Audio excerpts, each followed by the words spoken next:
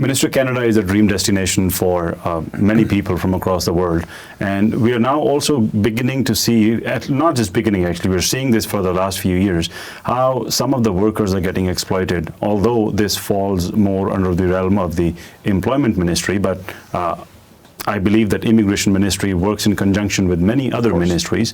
The LMIA situation and how the prevalent fraud is taking place in various places across Canada is now become an open secret, not even a secret anymore.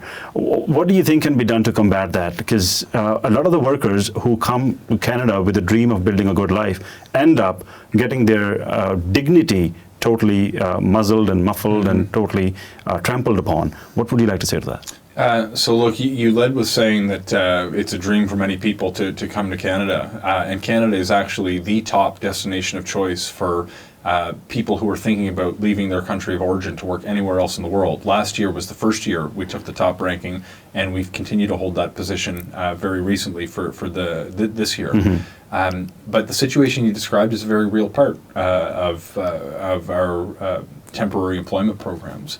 It's completely unacceptable that any employer would A, participate in fraud, and B, mistreat workers after they arrive here to exploit them for what they view to be cheap labor. And that is not the experience of every worker and every employer. The vast majority of employers who seek to use temporary programs are good Canadian businesses, but there is a real problem with people who exploit the system. It's quite prevalent in some markets, Minister. It is, and I won't deny that, and we need to do more. And the Auditor General had a report recently that focused on the plight of temporary foreign workers in Canada during the pandemic, and we need to take those findings extremely seriously. There's a couple things that we've done recently that I think can make a difference. I like to think of it as a sort of carrot and stick approach. On the stick side of the equation, we have to enforce against bad actors more effectively. Last week's budget actually included funding specifically to improve enforcement of the requirements that are put upon employers who use the temporary foreign worker programs. But on the carrot side of the equation, we have to make it easier for people to participate in the temporary foreign worker program the right way. Some of the changes that we had the opportunity to discuss very briefly as we were getting situated here include changes to the LMIA process that will make it less taxing on employers to say, you can keep workers here longer for certain sectors, extending the eligibility for a 3-year period, for others for 18 months.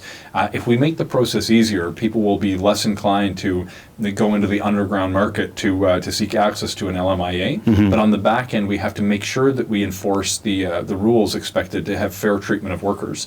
I've spoken to people who've been in abusive workplace situations. We've also changed some of the rules to make sure if there's a person like that who's experiencing horrible treatment, that they have the ability to report their treatment and potentially work for another employer rather than being removed from Canada. There's changes we need to constantly assess to make sure that we give access to this important employment program, but treat people with a basic dignity and respect. Otherwise, there is no economic return that would be worth compromising a person's human dignity.